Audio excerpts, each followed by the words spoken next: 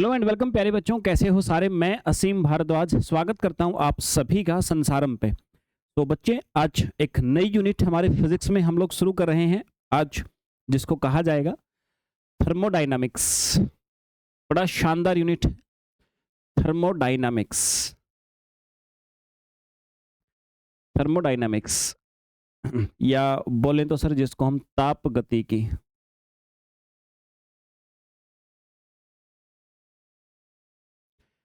Thermodynamics या ताप गति की बच्चे जिसको कहा जाएगा। देखिए बच्चे, ये यूनिट आपकी केमिस्ट्री के अंदर भी आती है, वहाँ भी आप लोग थर्मोडायनामिक्स को पढ़ते हो, ताप गति की पढ़ते हो, या फिजिक्स के अंदर भी आप पढ़ोगे, बट पढ़ने का जो थीम होगा वो कम्प्लीटली डिफरेंट होगा। आपको वहाँ पढ़ना था उसको केमिस्ट्री यानी हमारी केमिकल रिएक्शंस के साथ रिलेट करके, यहाँ पर आपको पढ़ना है बच्चे हमारे फिजिकल फिनोमिनन, हमारी भौतिक घटनाओं को रिलेट करके।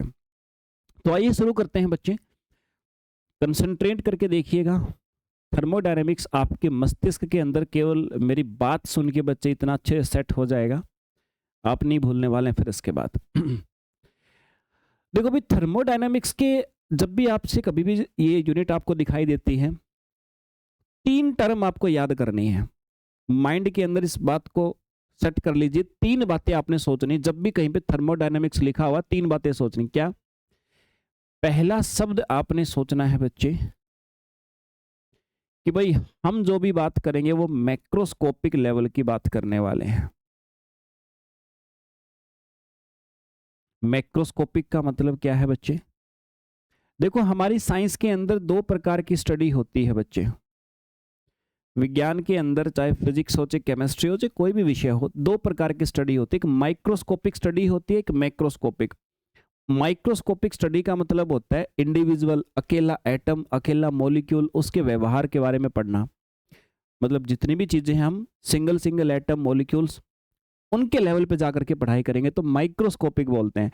मैक्रोस्कोपिक का मतलब होता है कि हम सारे मॉलिक्यूल्स को मिला करके और अब उस सिस्टम के अध्ययन करेंगे। थोड़े बड़े स्तर पे हम करेंगे, बहुत गहरे स्तर पे नहीं, बड़े स्तर पे। तो मेरे भाई उसको मैक्रोस्कोपिक स्टडी कहा जाता है। थर्मोडायनामिक्स जब भी आप पढ़ते हो तो आप किसी भी ऑब्जेक्ट के बारे में उसके मॉलिक्यूल्स या एटम्स के ग्रुप को मिला करके, यूनिट मान करके, मतलब ग्रुप ऑफ मॉलिक्यूल्स की स्टडी करते हो, सिंगल इंडिविजुअल एक अकेले मॉलिक्यूल की स्टडी नहीं करते हो। तो मैक्रोस्कोपिक लेवल पे स्टडी करते हैं। किसकी स्टडी करते हैं? दूसरी बात, हम करते हैं मेरे भाई थर्मल एनर्जी। मैक्रोस्कोपिक लेवल पे डिस्कशन तो करेंगे किसका? थर्मल एनर्जी, यानी सर ऊष्मीय ऊर्जा या ऊष्मा ऊर्जा आप लोग बोल सकते हो, इसकी स्टडी करेंगे। मतलब हमारे आसपास जो मटेरियल्स हैं, जो मैटर हैं, जो पदार्थ हैं, उनके अंदर हीट, ऊष्मा जो हम ट्रांसफर कर सकते हैं या उनसे बाहर निकाल सकते हैं, या हीट के द्वारा कुछ परिवर्तन कर सकते हैं, तो उन परिवर्तनों के विषय में हम लोग पढ़ेंगे, लेकिन मैक्रोस्कोपिक लेवल पे, यानी ऑब्जेक्ट को ओवरऑल हम स्टडी करते हैं, गहराई में जाकर नहीं करेंगे। तीसरी बात बच्चे, थर्मल एनर्जी। अब ये जो थर्मल एनर्जी है ना, इसके ऊपर जो जो नियम लागू होते हैं, जिन नियमों के आधार पे ये थर्मल एनर्जी फ्लो करती है, वो नियम भी हमने पढ़ने हैं सर इसके अंदर। ठीक है, वो नियम भी पढ़ने हैं। थर्मल एनर्जी कौन से नियमों से फ्लो करती है, कौन कौन से नियम लागू, उनको पढ़ना है बच्चे। और फाइनल बात, इन सब का अगर मैं कंक्लूजन बताऊं, इन सब का अगर मैं बच्चे आपको कंक्लूजन बताऊं, तो एक बात याद रख लीजिएगा भाई, हमारा मुख्य काम फिजिक्स में जब हम थर्मोडायनेमिक्स पढ़ते हैं, हमारा मुख्य काम होता है वर्क को एनर्जी बोल सकते हो या हीट बोल सकते हो, या मैं हीट लिख देता हूँ, ज़्यादातर उसी की बात होंगी। तो वर्क को हीट में कन्वर्ट करना या हीट को वर्क में यानी कार्य में बदलना। जैसे 2 एग्जांपल देता हूँ। आपने रब किया अपने हाथों को, सर्दियों में करते हो ना रबिंग, है ना, रगड़ना, अपने हाथों को रगड़ते हो ना मेरे भाई, ऐसे रगड़ते हो, रगड़ने का काम कर रहे हो ना, तो कुछ समय के बाद देखना क्या उत्पन्न हो जाएगी? हीट उत्पन्न होगी ना। हीट यानी ऊष्मा उत्पन्न होगी। तो मतलब आपने काम किया, ऊष्मा में बदल दिया। अच्छा, कई बार आप क्या करते हो, भाप इंजन, स्टीम, रेलवे चलती थी पहले कोयला से, तो क्या करते थे, पहले हम कोयला जला करके हीट उत्पन्न करते थे, ऊष्मा उत्पन्न करते थे, और वो ऊष्मा फिर क्या करती थी, वो ट्रेन को चलाने का काम करती, ट्रेन के व्हील को घुमाती थी वो।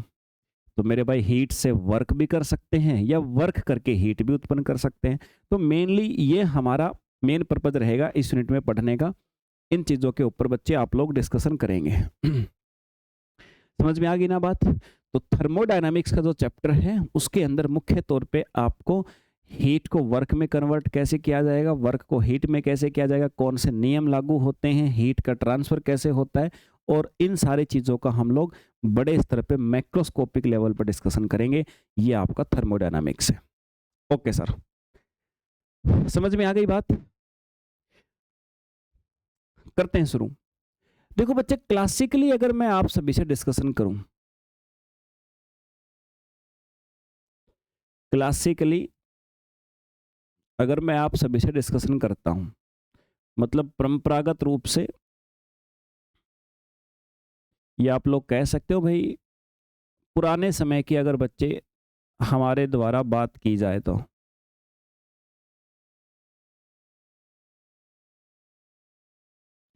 अगर परंपरागत रूप से मेरे भाई पुराने समय की हमारे द्वारा बात की जाए, तो जो आज आप लोग जिस चीज को हीट बोलते हो ना, आपको पता है उसको क्या कहा जाता था? उसको कैलोरिक कहा जाता था। हीट का नाम था कैलोरिक। और हीट को ऐसा नहीं डिफाइन किया जाता था जैसा आज हम बोलते हैं। हीट को हम ऐसा मानते थे, any invisible fluid filled in between the pores of substance। किसी पदार्थ में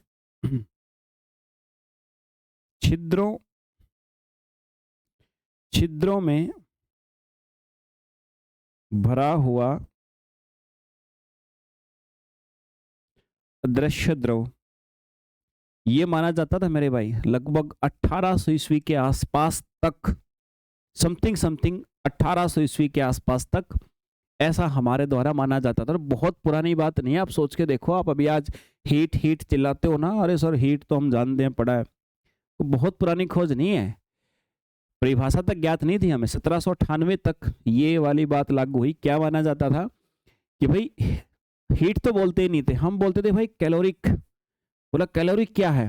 कैलोरिक यार पता है, जो मटेरियल्स होते हैं ना हमारे आसपास के, जो सब्सटेंस होते हैं, उन सब्सटेंस के एटम्स के बीच में कुछ थोड़ी जगह होती है, छिद्र होते हैं। कोई भी वस्तु हो उसके एटम्स के बीच में जगह होती है, उन जगह के अंदर एक अदृश्य द्रव भरा हुआ है, एक इनविजिबल लिक्विड, एक इनविजिबल फ्लूइड भरा हुआ है, तरल पदार्थ भरा, कोई जो अदृश्य है, वही हम क्या बोलते थे, उसी को बोलते थे कैलोरिक। और आज के हिसाब से हम बोलते थे उसको हीट है। वो जिसको आज हीट बोलते ना, उस समय कैलोरिक बोलते थे। कैलोरिक को हम एनर्जी नहीं मानते थे, हम मानते थे कोई अदृश्य द्रव भरा हुआ है जो एटम्स के बीच में छिद्र है वहां पे।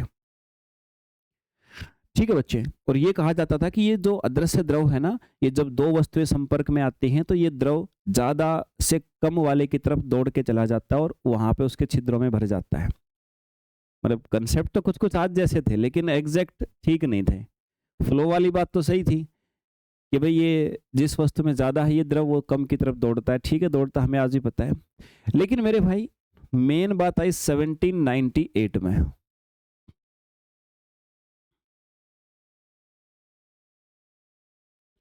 1798 ईस्वी के अंदर 1798 एक व्यक्ति थे जिनको आप लोग बेंजामिन थॉमसन के नाम से पुकारते हो। एक बेंजामिन दूसरे हैं, फ्रैंकलिन, जो फ्रैंकलिन बेंजामिन वो अलग है। एक बेंजामिन थॉमसन, या फिर आप इनका एक और भी नाम पुकारते हो, याद करो। जिसको हम लोग काउंट रमफोर्ड कहते हैं, काउंट रमफोर्ड, इन्हीं को कहा जाता है काउंट रैमफोर्ड, याद रखिएगा, काउंट रैमफोर्ड के नाम से भी जानते हैं इनको। इन्होंने कंसेप्ट दिया मेरे भाई 1798 ईस्वी में आकर के, इन्होंने एक एक्सपेरिमेंट किया। एक्सपेरिमेंट का नाम आपको बता देता हूं।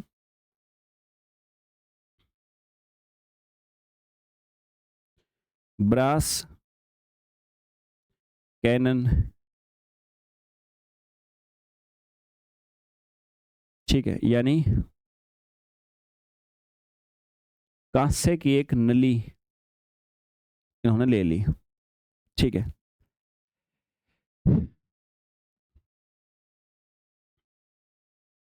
पीतल की नली इन्होंने ले ली मेरे भाई, ठीक है। ब्रास के कैनन, एक नली ली इन्होंने, एक पाइप बोल सकते हो, एंड ड्रिल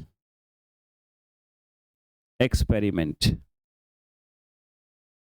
ये इन्होंने एक एक्सपेरिमेंट किया था, उससे पता लगा था भाई ऐसा है।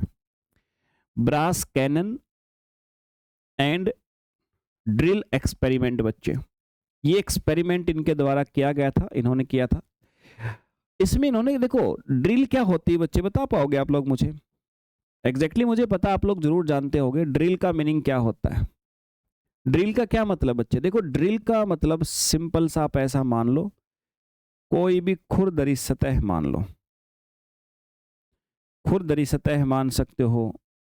घर में ड्रिल मशीन चलती है, जब ड्रिल चलती दीवार के अंदर होल करने के लिए, तो आप देखना आगे ड्रिल का मतलब है खुरदरी सरफेस होता है, वो खुरदरा सरफेस घूमता है तो दीवार को चीरते हुए अंदर जाकर के उसमें सुराग कर देता है, उसमें होल कर देता है। तो मेरे भाई ये ड्रिल मतलब ये खुरदरी सरफेस वाला कोई भी आप मेटल ले सकते हो। ब्रास कैनन मतलब इन्होंने क्या किया था, एक ब्रास से, पीतल से बनी हुई एक ऐसी नलिका ली थी, एक ऐसी नली ली थी मेरे भाई, एक ऐसी नली इन्होंने ली थी। अच्छा, इस नली के ऊपर अगर मान लो हम इस नली के अंदर कोई भी ड्रिल चलाएं, इस नली के अंदर या इसके सरफेस पे कहीं भी, इन्होंने इस नली के सरफेस के ऊपर मान लो कि अंदर है ना, आप ऐसी कोई ड्रिल ले लो जो थोड़ी ऐसी सी है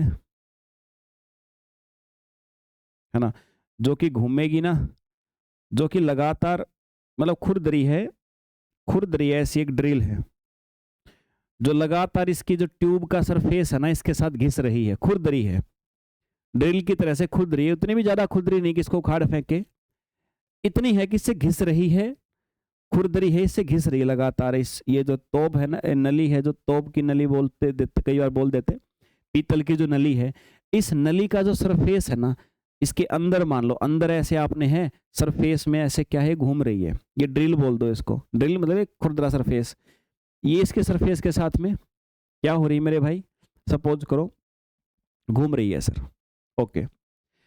अब जब ये घिसेगी इसको, भाई ये पीतल का सरफेस है, अंदर एक और दूसरा सरफेस है, ये ड्रिल मतलब ये भी देख धातु का सरफेस है, ये घिस रहा है, घिसने से क्या होगा बताओ, हीट उत्पन्न होगी ना मेरे भाई, हीट उत्पन्न होगी ना। इन्होंने बेंजामिन थॉमसन ने क्या किया था, यही काम पानी के अंदर करवाया था, इन्होंने यही काम पानी के अंदर करवाया था ऐसे। अब ये घिस रही है तो हीट उत्पन्न हो रही है, हीट उत्पन्न हो रही है, हीट उत्पन्न हो रही है, हीट उत्पन्न हो रही है, हीट उत्पन्न होते होते मेरे भाई, ऊष्मा के उत्पन्न होते होते मेरे भाई, ऊष्मा के उत्पन्न होते होते ये ऊष्मा जो है ना बाहर पानी में आने लगी।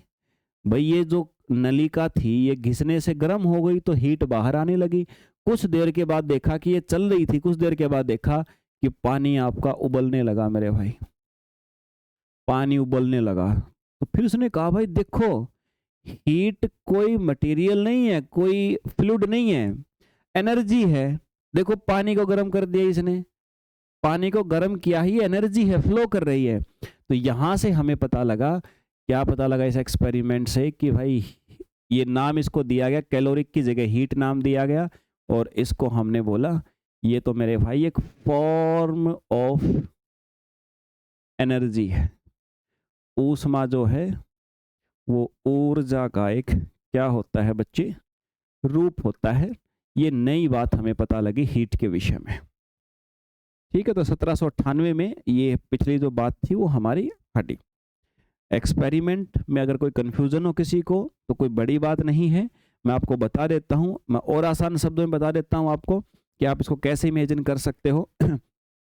सरल सी बात ये मान लो मेरे भाई, ये मेरे पास नली का मान लो, इसको आप पीतल की नली मान लो, और ये मैंने बाहर से चाहे अंदर से या बाहर से ड्रिल, मतलब कोई भी धातु के सरफेस है, ये मैंने धातु का सरफेस ले ड्रिल ले लिया जो कि खुरदरी है। तो यहाँ पर अब मैं इसको क्या कर रहा हूँ, घुमा रहा हूँ चारों तरफ, घुमा रहा हूँ तेज तेज घुमाऊंगा, अंदर से टच करके घुमाऊं चाहे बाहर से घुमाऊंगा। एक टाइम बाद इनके घिसने से खुरदरा होगा, अगर ये ड्रिल मतलब खुरदरी होगी तो क्या होगा, हीट उत्पन्न होगी ना, और एक टाइम बाद इतनी हीट उत्पन्न हो जाएगी कि पानी उबल सकता है अगर इसको पानी में रख के घुमाओ तो। बस यही एक्सपेरिमेंट किया था इन्होंने। बुक में थोड़ा टर्म्स कॉम्प्लिकेटेड हैं, ब्रास, कैनन, अब कैनन का मतलब तोप की नली, ऐसा शब्द होते हैं, तो मैंने बता दिया ड्रिल मतलब खुरदरी सरफेस, एक पीतल का इन्होंने सरफेस लिया था, एक नली का ली थी, दैट्स इट, और कुछ नहीं है। Okay sir. तो हीट के विषय में आपको डेफिनेशन हो गई क्लियर, और यहीं से इन्होंने ये बताया कि हीट को भाई कन्वर्ट कर सकते वर्क में। जैसे इन्होंने एक्सपेरिमेंट किया तो इन्होंने देखा यहाँ से जो हीट उत्पन्न हुई, यहाँ से जो ऊष्मा उत्पन्न हुई है, वो हीट, वो ऊष्मा कहाँ गई है मेरे भाई, वो हीट पानी को गर्म करने में यूटिलाइज हुई, यानी कि पानी को गर्म किया हमने उस हीट से। तो कन्वर्जन वाली बात भी यहीं पर हमें पक्का पता लगी थी, श्योर लगी थी कि हाँ भाई कन्वर्जन भी हो सकता है मेरे भाई, ठीक है ना। Okay sir. अब मेरे भाई, अब आपको पता तो लग ही गया है कि थर्मोडायनामिक्स के अंदर हम लोग हीट के विषय में पढ़ेंगे। हीट क्या चीज़ है, एक एनर्जी की फॉर्म है, एक ऊर्जा का रूप है, जो कि आपने आज उसको अच्छी प्रकार से जान लिया है। अब हमारे पास बात आती है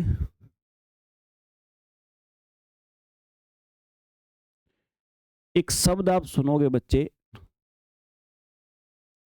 कई बार तो उनको वेरिएबल्स बोल देते हैं, है ना, कई बार वेरिएबल बोल देते हैं, कई बार स्टेट वेरिएबल्स बोल देते हैं।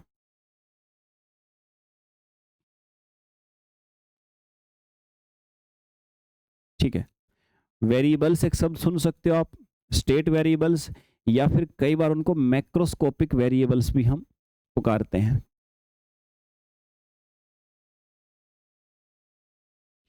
मैक्रोस्कोपिक वेरिएबल्स, ये तीन टर्म्स हैं बच्चे, इन्हीं तीनों टर्म्स का हम लोग करते हैं यूज। ठीक है, वेरिएबल्स यानी कि नॉर्मली आप कह सकते हो कि जो जिनके मान आपके बदल सकते हैं मेरे भाई, परिवर्ती जिनको आप लोग बोल सकते हो। हिंदी में एक शब्द ज़्यादातर यूज की जाती है, मैं लिख देता हूँ वो एक ही शब्द, अवस्था परिवर्ती कारक,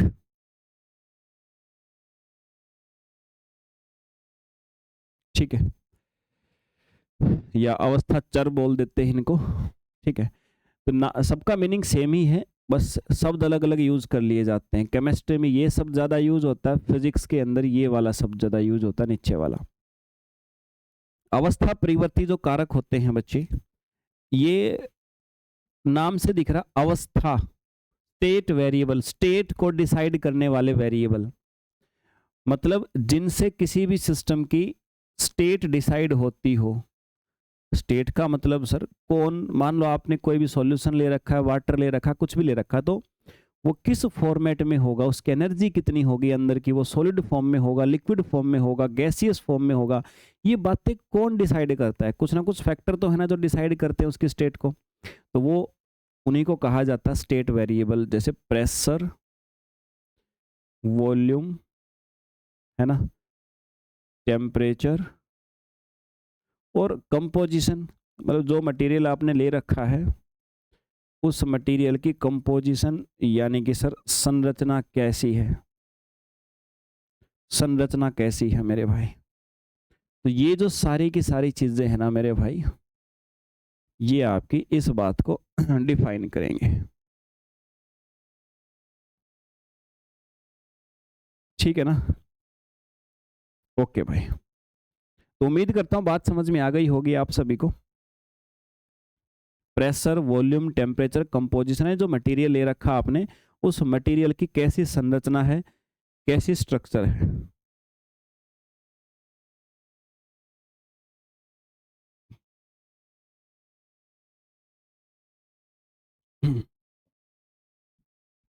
ओके भाई, तो इनको स्टेट वेरिएबल्स बोलते हैं। मैंने क्यों बताया इनको, क्योंकि कोई भी सिस्टम हम बार बार जब पढ़ेंगे बच्चे, बार बार जब हम किसी न किसी सिस्टम को पढ़ेंगे, तो उस सिस्टम के अंदर क्या होगा हमारे पास में, उसकी अवस्था को निर्धारित करते समय बार बार इनका जिक्र आएगा, प्रेशर, वॉल्यूम, टेम्परेचर, कंपोजिशन का। तो अभी के लिए इतना समझ लो बस कि स्टेट वेरिएबल का मतलब होता है सर ये टर्म्स जो क्या करती हैं, जो किसी भी सिस्टम की स्टेट को, अवस्था को बताती हैं कि वो किस स्टेट में होगा। इनके बदलने से अवस्थाएं बदल सकती हैं, याद रखिएगा।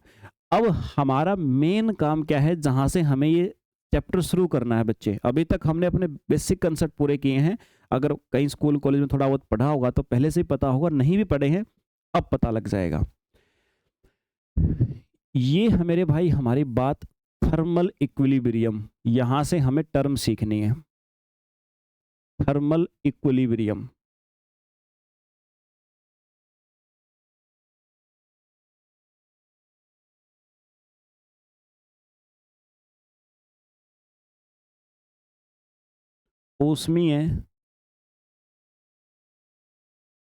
ऊष्मीय साम्यावस्था, थर्मल इक्विलिब्रियम।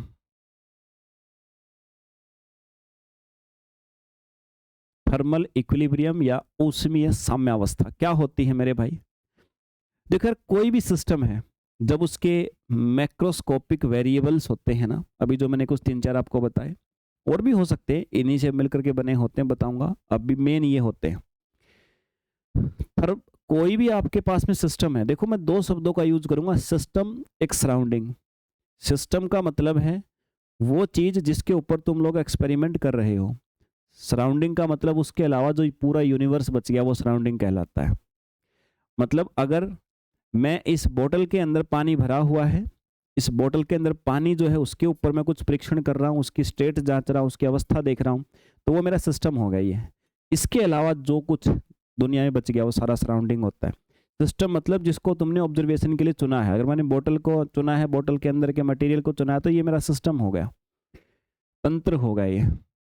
थर्मल इक्विलिब्रियम कब कहेंगे, जब हमारा कोई सिस्टम है मेरे भाई, उस सिस्टम के जो ये आपके स्टेट वेरिएबल्स हैं, जो ये मेरे भाई आपके स्टेट वेरिएबल्स हैं, है ना, दैट इज क्या क्या बताए थे अभी मैंने, प्रेशर हो गया, वॉल्यूम हो गया, टेम्परेचर हो गया, अच्छा कंपोजिशन यानी उस मटेरियल की संरचना कैसे एटम से मिलके बनी है, वगैरह वगैरह, तो एटसेट्रा, डू नॉट चेंज,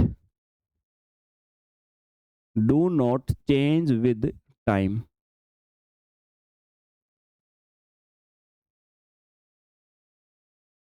अवस्था चर जब समय के साथ, अवस्था चर जब समय के साथ नहीं बदल रहे हों, समय के साथ नहीं बदल रहे हों मेरे भाई, ठीक है, जब समय के साथ ये अवस्था चर जो हैं वो नहीं बदल रहे हों, तो मेरे भाई उसको क्या कहा जाता है, उसको कहा जाता है कि वो सिस्टम आपका थर्मल इक्विलिब्रियम में है। एग्जाम्पल से समझाता हूँ, बिल्कुल बेफिक्र रहिए, अभी उदाहरण से आपको बेस्ट क्लियर होएगा। भाई ये देखिए, मान लो आपने एक गिलास दूध का ले लिया, ये एक गिलास मेरे भाई आपका दूध है सर, इसमें आपने क्या भर रखा है, दूध ही है। जब बोल दिया दूध का गिलास है तो दूध मान लो भर लिया। पानी ले सकते हो कोई दिक्कत नहीं, चाय ले सकते हो, जूस ले सकते हो, कोई दिक्कत। दूध का गिलास है, गर्म करके जस्ट तुमने भी रखा है। अब देखो आप, सराउंडिंग है, ये अंदर है, अब इसका क्या होगा, इसका टेम्परेचर चेंज हो रहा है ना, अंदर ज़्यादा हीट है क्योंकि गर्म दूध है, बाहर कम है तो हीट बाहर निकल रही है। हीट बाहर निकल रही है तो टेम्परेचर क्या हो रहा है, चेंज हो रहा है। टेम्परेचर जब चेंज होता है तो बाकी के जो फैक्टर हैं, हो सकता है प्रेशर में भी कुछ परिवर्तन हो रहा हो, हो सकता है इसका जो वॉल्यूम है, इसका आयतन है, उसमें भी कुछ असर पड़ रहा हो सर। तो यानी कि अभी क्या सारे चेंज हो रहे हैं, लेकिन एक समय आएगा, एक समय आएगा जिस समय पे जो चेंज होना था हो चुका है। अब ये दूध भी उतना ठंडा हो चुका है जितना ठंडा हमारे आसपास का टेम्परेचर है। तो मेरे भाई उस समय पे ना तो इसका प्रेशर चेंज हो रहा होगा, ना इसके वॉल्यूम में चेंज हो रहा होगा, ना टेम्परेचर में। एक समय पे ये आकर के बिल्कुल सारी चीजें आपकी बदलना बंद कर देंगी। तो तब हम क्या कहेंगे मेरे भाई इसको, तब हम कहते हैं अब ये किस में है, थर्मल इक्विलिब्रियम में है। किस में है मेरे भाई, ये थर्मल इक्विलिब्रियम में है। तो थर्मल इक्विलिब्रियम यानी ऊष्मीय साम्यावस्था कब हुई, जब टेम्परेचर बाहर का भी अंदर का भी क्या हो गया बच्चे, इक्वल हो गया। ठीक है ना, एक समान हो गया। यानी कि मेन फैक्टर कौन है, मेन फैक्टर है टेम्परेचर। टेम्परेचर का मतलब हीट, यानी ये हीट जो है ना, ऊष्मा मेरे भाई, ये ऊष्मा बहुत बड़ा रोल प्ले करती है किसी भी सिस्टम के अंदर। उसके तापमान, उसके प्रेशर, उसके दाब, उसके आयतन वगैरह वगैरह जो भी फैक्टर्स हैं उन सबको प्रभावित करती है। तो इसीलिए तो ये चैप्टर हम पूरा हीट को पढ़ रहे हैं, क्योंकि हीट किसी चीज़ का आयतन बढ़ा भी सकती है, घटा भी सकती है, प्रेशर में परिवर्तन कर सकती है, बहुत सारे परिवर्तन ला सकती है मेरे भाई हीट। तो इसीलिए हम लोगों के द्वारा हीट यानी ऊष्मा के विषय में बच्चे अभी यहाँ पर पढ़ा जाएगा सर। ठीक है, ओके भाई, उम्मीद करता हूँ बात समझ में आ गई होगी आप सभी को।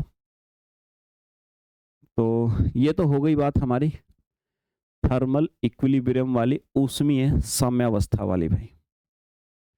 अब हम लोग बढ़ते हैं बच्चे आगे। एक बार इक्विलिब्रियम समझ में आ गया, अभी बेसिक समझ में इक्विलिब्रियम का, अभी नियम वगैरह भी आएंगे, बहुत सारी चीज़ें हमें पढ़नी है। बट उन सारी चीज़ों को पढ़ने से पहले एक बार इक्विलिब्रियम आपको इतना क्लियर होगा कि क्या चीज़ होती है ये।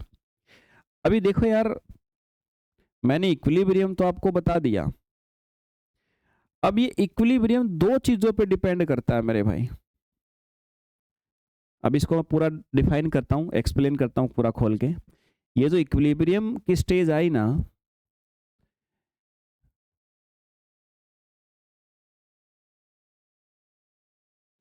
ये जो मेरे भाई इक्विलिब्रियम यानी साम्यावस्था, साम्यावस्था की जो स्टेज आई है यहाँ पर, ये दो फैक्टरों पे डिपेंड करती है भाई। ये इक्विलिब्रियम में कितना समय लगेगा आने में, है ना, वो दो फैक्टर पे निर्भर करती है मेरे भाई। दो कारकों पे क्या करेगी सर, ये डिपेंड करेगी।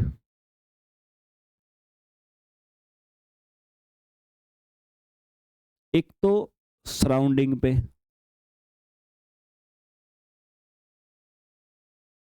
सराउंडिंग पे, ठीक है, सराउंडिंग मतलब जो सिस्टम के अलावा जो वातावरण है उस पे। और दूसरा, एक तो जो बाहर का सराउंडिंग बोल दो, वायुमंडल बोल दो, मतलब सिस्टम के अलावा जो भी चीज़ है ना बाहर, उस पर डिपेंड करेगी। कहोगे सर उस पर कैसे भाई, बाहर अब कोई गैस, कोई आपने ये मान लो इसके अंदर कोई गैस भर रखी है या कोई लिक्विड भर रखा है, इसके चारों तरफ क्या है, वायु है, किसके चारों तरफ पानी है, किसके चारों तरफ वैक्यूम निर्वात है, किसके चारों तरफ मरकरी भरा हुआ है, क्या भरा है इसके चारों तरफ, उस पर डिपेंड करेगा ना कि इक्विलिब्रियम कितने समय में पहुंचेगा, कितने समय के बाद इसके सारे फैक्टर बदलना बंद हो जाएंगे। तो बाहर के मीडियम पे प्रभावित करता है। अब जैसे एक बात देखो, आप एक गिलास दूध का भर रखा आपने, बहुत गर्म दूध है, आप उसको एयर है, चारों तरफ एयर है, आप उसको रख दो वायु, खुली वायु में आप उसको रख दो, आप देखना कि कई देर में ठंडा होगा, घंटों लग जाएंगे उसको इक्विलिब्रियम में आने में। लेकिन उसी गिलास को आप पानी के अंदर ऊपर से मतलब ढक दो, पानी के अंदर रखो उसको, अब देखना जल्दी जल्दी हीट छोड़ देगा पानी के अंदर, और कुछ ही समय के अंदर ठंडा होकर इक्विलिब्रियम में आ जाएगा अपने सराउंडिंग के हिसाब से। तो बाहर का जो सराउंडिंग है, जो वायुमंडल है, वो क्या है, उस किसको लिया गया है, उसके आधार पे भी इक्विलिब्रियम डिपेंड करेगा। दूसरा मेरे भाई, दूसरा डिपेंड करेगा सर नेचर ऑफ वॉल, दीवार पर, दीवार की प्रकृति पर। मतलब अब जो गिलास आपने लिया है, पानी का गिलास जो आपने लिया है, तो उसके गिलास की दीवारें कैसी हैं, उसकी दीवारें हो सकता है कि आपने ऐसे मटेरियल की बना रखी हो जो हीट को ट्रांसफर ही ना होने दें, या फिर हो सकता आपने ऐसी दीवार बना रखी हो जिसमें से हीट आसानी से आ जा सके। तो दीवार पे भी तो डिपेंड करेगा, तुम हीट को बाहर जाने ही नहीं दोगे, बहुत कम हीट का लॉस होगा अगर, तो सर कैसे जल्दी इक्विलिब्रियम में आएगा? फिर तो सराउंडिंग पे कुछ भी हो, फिर तो ये जाने नहीं देगा हीट को। तो ये भी दूसरी बात है मेरे भाई, इस पे भी डिपेंड करेगा, दीवार की प्रकृति पे भी करेगा। दो प्रकार की होती हैं, याद रखिएगा। दो टर्म्स मैं आपको बताऊंगा, एक एडियाबैटिक दीवार होती है, एक डाइथर्मिक होती है। दो प्रकार की होती है मेरे भाई, एक एडियाबैटिक होती है यानी रुद्धोष्म होती है,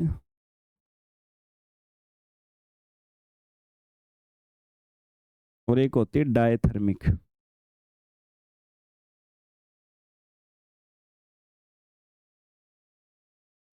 दो प्रकार की दीवारें होती हैं, मतलब कोई भी सिस्टम आप लेते हो, कोई बर्तन आप लेते हो एक्सपेरिमेंट के लिए, तो उस बर्तन की दीवारें जो हैं वो दो प्रकार में से किसी न किसी प्रकार की हो सकती हैं। Mulayam Singh, very good afternoon भाई। दो प्रकार की हो सकती हैं। एक दीवारें हो सकती हैं बच्चे एडियाबैटिक। एडियाबैटिक का मतलब क्या है?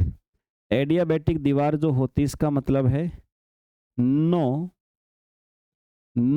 हीट ट्रांसफर,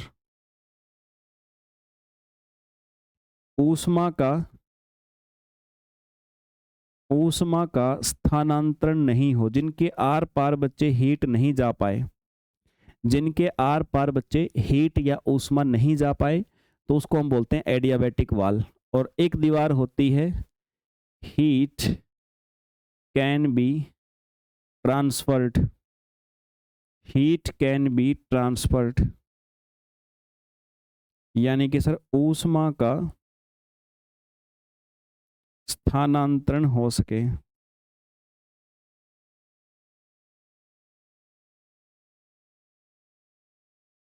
ऊष्मा का स्थानांतरण हो सके मेरे भाई, ठीक है। तो जब हीट का ट्रांसफर हो सके, स्थानांतरण हो सके, उस दीवार को बोलते हैं हम लोग ऐसी, ठीक है। ओके भाई, समझ में आ गई ना बात आप सभी को? Okay sir. अब मेरे भाई ये जो इक्विलिब्रियम तो मैंने बता दिया क्या होता है। अब इस इक्विलिब्रियम से रिलेटेड, इससे संबंधित आपको एक नियम दिया गया था, इक्विलिब्रियम से रिलेटेड, जीरोथ लॉ बोलते हो आप लोग जिसको।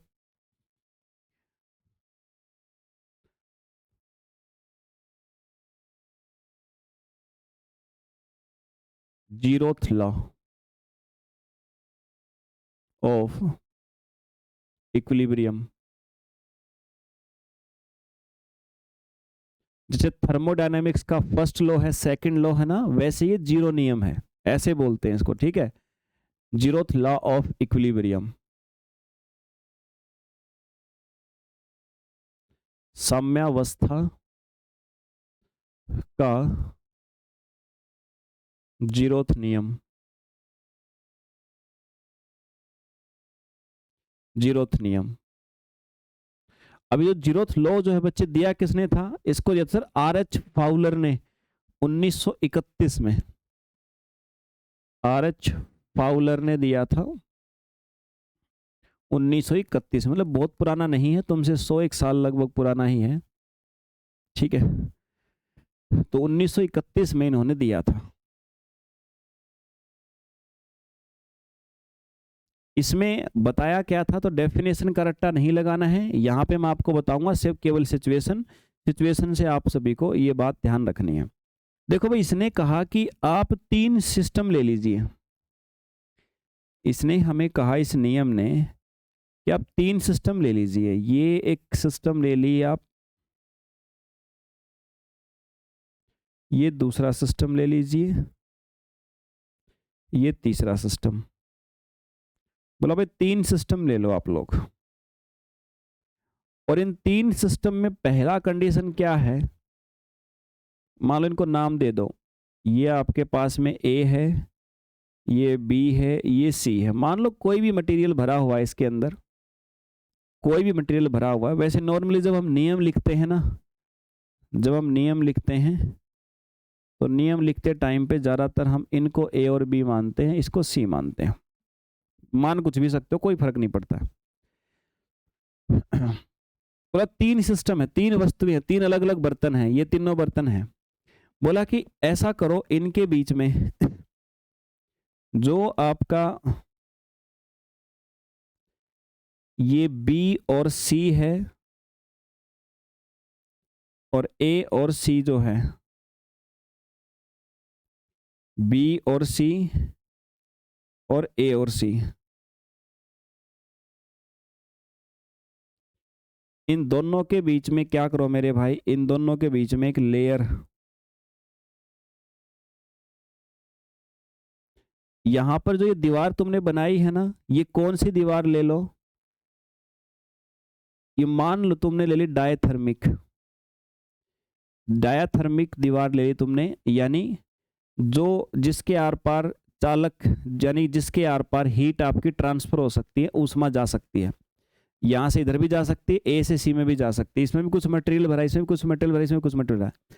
तो बोला भाई ये दीवार ले लो, और ये जो दीवार है ना, ये आप ले लो एडियाबैटिक, इनके बीच में अभी कोई भी ट्रांसफर नहीं होना चाहिए।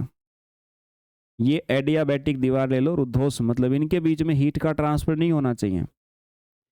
बोला तुम इनको ऐसे छोड़ दो, तुम देखना बी और सी के बीच में तो हीट का ट्रांसफर हो सकता है ना, तो क्या होगा, बी और सी के बीच में हीट का आदान प्रदान होगा, और आदान प्रदान होके जितनी सी के पास हीट है उतनी बी के पास हो जाएगी, इधर से ए और सी के बीच में भी आदान प्रदान होगा, है ना, यहां से भी आदान प्रदान होगा, तो क्या होगा, यहां भी हीट जितनी कम ज्यादा थी सब बैलेंस हो जाएगी, मतलब ये ए क्या हो जाएगा, ए सी के साथ इक्विलिब्रियम में हो जाएगा, मतलब ए सी के साथ इक्विलिब्रियम में हो जाएगा। ऐसे ही बी जो है वो भी सी के साथ इक्विलिब्रियम में हो जाएगा, मतलब कुछ समय के बाद अब जितना चेंज होना था हो चुका है, अब ना तो इसके और इसके बीच में कुछ फ्लो कर रहा है, ना प्रेशर बदल रहा है, ना टेम्परेचर, मतलब जो स्टेट वेरिएबल थे ना नहीं बदल रहे, ना तो इन दोनों के आपस में बदल रहे हैं, ना इन दोनों के। तो भाई जीरोथ लॉ के अंदर हमें बताया गया कि अगर बी सेपरेटली ए के साथ में इक्विलिब्रियम में है, ऐसे ही ए अगर सी के साथ इक्विलिब्रियम में है, अगर बी भी सी के साथ इक्विलिब्रियम में है और ए बी सी के साथ इक्विलिब्रियम में है, तो बोला ये डेफिनेट सी बात होगी क्या कि ए और बी भी, ए और बी जो है वो भी आपस में क्या होंगे, एक दूसरे के साथ इक्विलिब्रियम में होंगे। बोले चाहो तो तुम ये एडियाबैटिक वाल जो है ना, इस एडियाबैटिक वाल को तुम डाइथर्मिक वाल बदल के देख लेना, अगर तुम इसकी जगह पे डाइथर्मिक वाल लगा दोगे ना, तो भी किसी चीज का फ्लो नहीं होगा, तो भी किसी चीज का परिवर्तन नहीं होगा,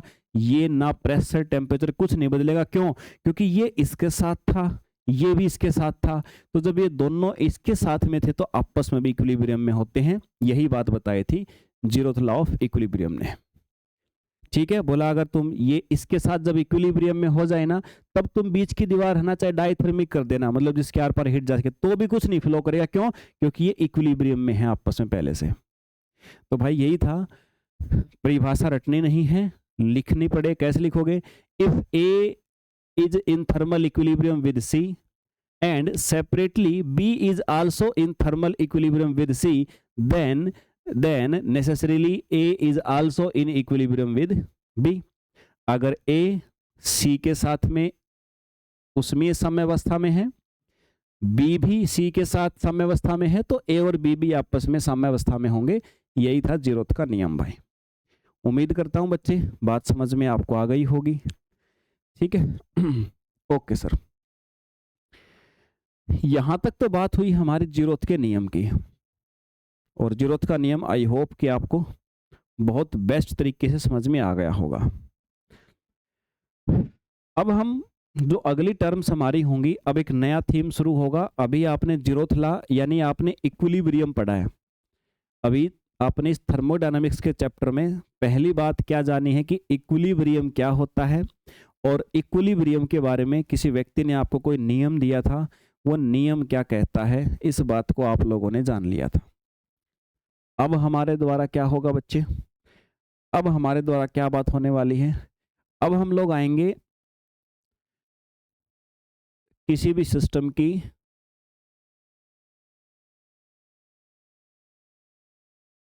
इंटरनल एनर्जी के विषय में।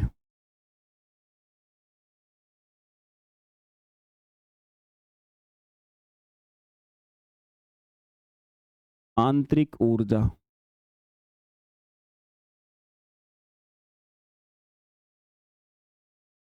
ठीक है, इंटरनल एनर्जी या आंतरिक ऊर्जा जिसको हम लोग कहेंगे मेरे भाई।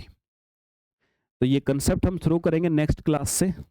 इसमें भी ऐसे ही जैसे आपको इक्विलिब्रियम पढ़ने में अभी पूरी क्लास लग गई लगभग। आज क्लास हमारी जो जितने बच्चे भी एप्लीकेशन पे अभी बैच के अंदर हैं पेड बैच में, तो आज क्लास हमारी बच्चे जल्दी शुरू हुई थी, सो इसीलिए आज कुछ समय पहले आपके कंप्लीट हो रही है।